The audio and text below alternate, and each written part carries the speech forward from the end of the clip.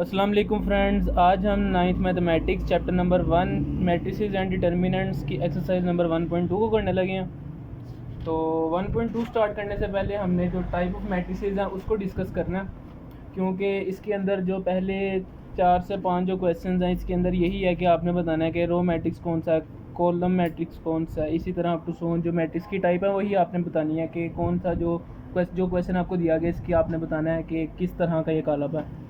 तो सबसे पहले इसकी टाइप है रो मैट्रिक्स। रो मैट्रिक्स क्या होता है कि ऐसा कॉलम जिसके अंदर सिर्फ एक ही कतार हो। ठीक है, matrix called row if it has only one row. ठीक है, एग्जाम्पल इसकी दी गई है m इक्वल 2 -1 और 7 है, तो इसके अंदर कितनी कतारें हैं? टोटल एक ही कतार है। कॉलम तो इसके अंदर 3 आ गए हैं लेकिन कतार एक ही है। नेक्स्ट है इसका ऑर्डर है 1/3, तो रो की जगह पे यहाँ पे 1 ही आ रहा है। दूसरा m इक्वल 1 - 1 है, तो इसके अंदर भी एक ही कतार है, तो ऑर्डर इसका 1/2 है, तो रो की जगह पे 1 है। नेक्स्ट कॉलम मैट्रिक्स है, तो कॉलम मैट्रिक्स सेम रो की तरह ही है, वहाँ पे एक रो होनी चाहिए, यहाँ पे एक कॉलम होना चाहिए।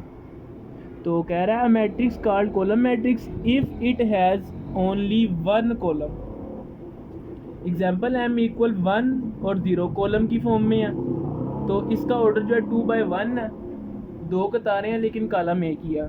नेक्स्ट n है 2 0 1 है, कॉलम की फॉर्म में है, तो कॉलम एक ही है, कतारें 3 है यहाँ पे। तो ये इसकी दो एग्जांपल्स हैं। अब नेक्स्ट इसकी थर्ड जो टाइप है रेक्टेंगुलर मैट्रिक्स है, मुस्ततिली कॉलम इसको कहते हैं उर्दू में। अब ये होता क्या है, इसके अंदर आपके पास कतारों और कॉलमों की तादाद बराबर नहीं होती। The number of rows and columns are not equal. Definition of matrix called rectangular matrix if the number of rows of that matrix and the number of column are not equal। यहाँ पे इसका order है 2 कतारें हैं 3 column है, तो number of रोज 2 है, number of column 3 है, तो 2 और 3 दोनों आपस में इक्वल नहीं है। तो यहाँ पे सेम वही बात कही है, R is not equal to C। Square matrix है, इसको हम मुरब्बी कॉलम कहते हैं उर्दू में। मुरब्बी कॉलम क्या होता है? ऐसा कॉलम जिसमें कतारों और कॉलमों की तादाद बराबर हो। Definition of matrix called square matrix if the rows and columns of that matrix are equal. तो यहाँ पे नंबर ऑफ रोज 2 है, नंबर ऑफ कॉलम भी 2 ही है, तो 2/2 इसका ऑर्डर है। तो यहाँ पे 2 रोज हैं और 2 ही कॉलम है, दोनों आपस में इक्वल है, तो इसको हम स्क्वायर मैट्रिक्स कहेंगे। यहाँ पे कंडीशन है R equal to C। Next fifth type है इसकी नल मैट्रिक्स। नल मैट्रिक्स और ज़ीरो मैट्रिक्स। अब ये क्या होता है कि ऐसा कॉलम होता है जिसके अंदर तमाम एंटिटीज़ जो हैं, ठीक है, जितने भी एलिमेंट हैं किसी भी कॉलम के अंदर वो सारे ज़ीरो ही होंगे। तो कह रहा है a matrix is called null और zero matrix if each of its entity are zero. तो ज़ीरो स्क्वायर मैट्रिक्स है लेकिन सारे ज़ीरो हैं, ये रो मैट्रिक्स है लेकिन सारे ज़ीरो ही हैं बीच में। ये हमारे पास कॉलम मैट्रिक्स है लेकिन सारी एंटिटीज़ यहाँ पे ज़ीरो है। इसको रिप्रेजेंट किया जाता है ओ के साथ। नेक्स्ट है नेगेटिव मैट्रिक्स। नेगेटिव मैट्रिक्स क्या होता है कि आपके पास ऐसा कॉलम जिसके अंदर आपने इनके जो अरकान है, जो एंटिटीज़ हैं, इनका साइन चेंज कर देना। ठीक है, तो आपका नेगेटिव मैट्रिक्स बन जाएगा। इसको उर्दू में मनफी कॉलम कहते हैं।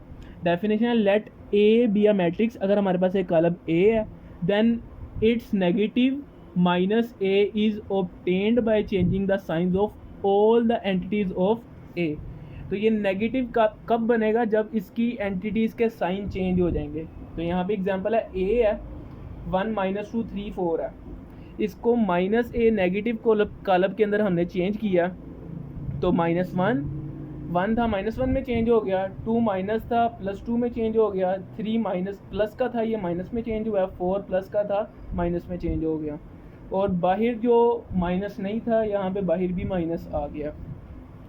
नेक्स्ट है डायगोनल मैट्रिक्स। इसको वितरी कॉलम कहते हैं। अब वितरी कॉलम या डायगोनल मैट्रिक्स क्या होता है कि आपके पास जो डायगोनल की फॉर्म है, ठीक है, ये जो आपके पास तिरछी लाइन है पहले से लेके आखिरी तक जो आपके पास मूव करती है, इसको हम डायगोनल बोलते हैं या वितर बोलते हैं।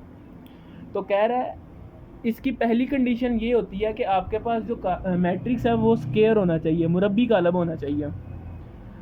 तो इसको पढ़ते हैं। A square matrix S x is called diagonal matrix, ठीक है, अगर आपके पास एक मुरब्बी कालब है तो वो वितरी कालब एक्स तब कहलाएगा अगर at least one element of its diagonal is non zero, अगर इसके वितर के अरकान का कम से कम एक रुकन जो है वो गैर सिफर हो। तो ये हमारे पास डायगनल है, इसके अंदर एक एलिमेंट जो है वो नॉन ज़ीरो है, बाकी सारे ज़ीरो हैं। तो 3 नॉन ज़ीरो है, 0 0 0। अगर यहाँ पे 1 होता या इसको मैं 8 कर दूँ तब भी ये डायगनल मैट्रिक्स ही रहेगा। नेक्स्ट आगे n है 2 0 0 1। तो डायगनल के अंदर हमारे पास नॉन ज़ीरो हैं, बाकी सारे ज़ीरो हैं। तो ये हमारे पास स्केयर मैट्रिक्स होगा तो ही डायगनल हो सकता है, अगर स्केयर मैट्रिक्स नहीं है तो उसको हम डायगनल मैट्रिक्स कभी नहीं कर सकता। नेक्स्ट है scalar matrix. Scalar matrix Urdu में स्केलर कालब कहते हैं इसको। तो ये डायगनल मैट्रिक्स की तरह ही होता है, वितरी कालब की तरह ही होता है। इसमें कंडीशन क्या है कि आपके पास डायगनल के तमाम एलिमेंट जो हैं वो सेम होने चाहिए, एक जैसे होने चाहिए।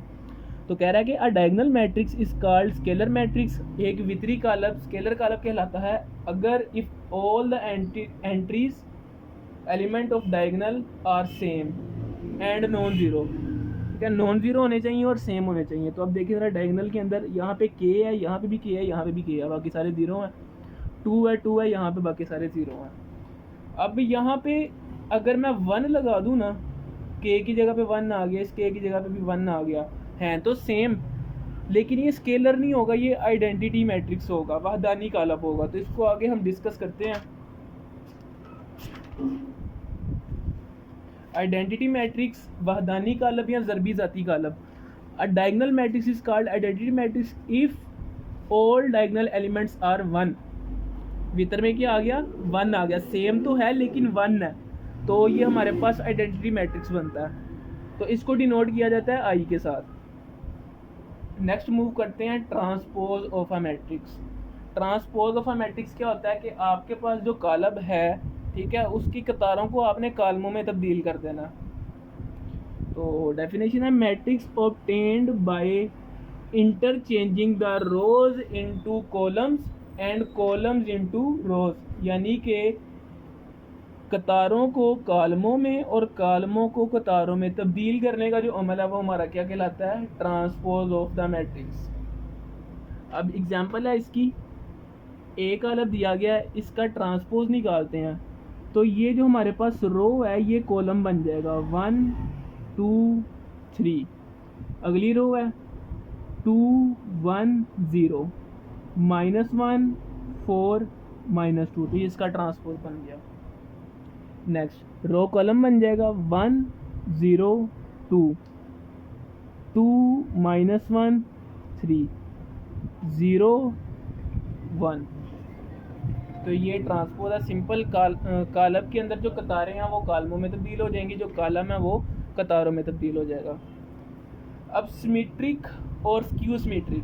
सिमेट्रिक क्या होता है कि आपने अगर किसी कालब का ट्रांसपोज लिया, ट्रांसपोज लेने से उसको कोई फ़र्क ही नहीं पड़ा, यानी कि जो कालब था वही हमारा आंसर है, यानी कि ट्रांसपोज भी इसका वही आ रहा है, तो ये हमारा सिमेट्रिक कहलाएगा।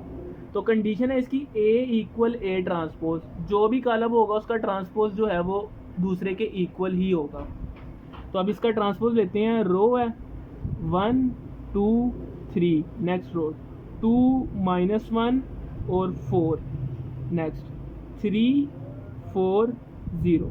तो देखते हैं कोई फ़र्क आया, 1 2 3 2 -1 4 3 4 0, सेम ही है सारी वैल्यूज़, किसी को कोई फ़र्क ही नहीं पड़ा।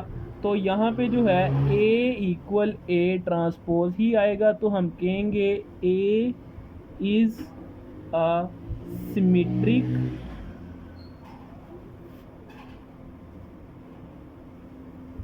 मैट्रिक्स।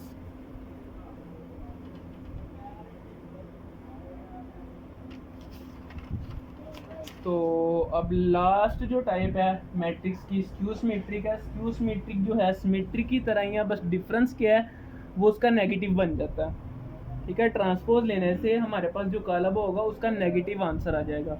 तो यहाँ पे इसको करते हैं, इसका ट्रांसपोज लेते हैं। रो है, कॉलम में लिखते हैं 0 2 3 -2 0 1 -3 -1 0। तो आप देखते हैं 0 2 की जगह -2, 3 की जगह -3, -2 की जगह पे 2, 0 0 ही होता है क्योंकि इसका कोई साइन ही नहीं होता। 1 की जगह -1, -3 की जगह 3, -1 की जगह पे 1, यानी कि ये किसके इक्वल आया। माइनस अगर यहाँ से हम कॉमन ले लें तो ये क्या बन जाएगा, 0 माइनस की जगह 2 आ जाएगा, 3 -2 0 1 -3 -1 0। ये क्या है, a है, तो ये चेंज हो जाएगा, ट्रांसपोज ऑफ a इक्वल आ जाएगा -1 का। तो ये हमारा क्या होगा, सो a is A skew symmetric matrix. अब 1.2 के क्वेश्चन नंबर 6 से स्टार्ट करते हैं, क्योंकि जो प्रीवियस इसके क्वेश्चंस हैं उनके अंदर आपने सिंपल एक ट्रांसपोज लेना है, ठीक है, तो वो आपको पता चल गया अच्छे से किस तरह से हमने ट्रांसपोज लेना है। तो क्वेश्चन नंबर 6 से हम स्टार्ट करते हैं। तो ये जो स्टेटमेंट है इनको हमने प्रूव करना है। तो कह रहा है कि अगर हम ए का ट्रांसपोज लें और फिर से ट्रांसपोज लें तो वो ए के इक्वल ही आएगा। तो करते हैं इसको सोल्व। जी ट्रांसपोज इसका ऊपर से टी को ख़त्म करेंगे तो ये बन जाएगा 1 2 0 1। तो ये आया हमारे पास 1 0 2 1। इसका ट्रांसपोज लेते हैं फिर से, तो ये रो कॉलम में चेंज हो जाएगा, कॉलम रो में चेंज हो जाएगा। तो अब ये देखो ज़रा 1 2 0 1 सेम है, तो ये इक्वल आ गया ए के। तो यहाँ पे हम कह देंगे हेंस वी प्रूव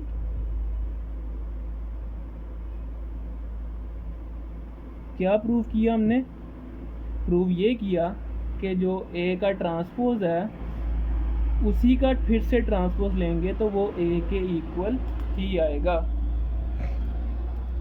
नेक्स्ट है इसका ट्रांसपोज लेते हैं बी का, तो ये 1 1 2 0। अब ऊपर से टी को ख़त्म करेंगे तो ये इसकी रोज कॉलम में चेंज हो जाएंगी, 1 2 1 0। अब देखते हैं ये बी के इक्वल है जी, सेम वैल्यू आ रही हैं, तो ये भी बी के इक्वल आएगा। तो यहाँ पे हम कह देंगे हेंस वी प्रूव क्या प्रूव किया, प्रूव हमने ये किया कि जो बी का ट्रांसपोज है और फिर से इसका ट्रांसपोज देने से हमारे पास बी ही आंसर आता है। तो फ्रेंड्स जो आपकी एक्सरसाइज नंबर 1.2 है इसमें सिर्फ इतना ही है। तो अगर आपको कोई चीज़ नहीं समझ आई तो आप मेरे से ये कमेंट सेक्शन में पूछ सकते हैं। अगर आपको ये वीडियो अच्छी लगी है तो आप इसको लाइक करें, अपने दोस्तों के साथ शेयर करें और इस चैनल को सब्सक्राइब करें और साथ में मौजूद बेल आइकन को भी दबा दें ताकि नई आने वाली अपडेट्स आप तक मिलती रहें। शुक्रिया।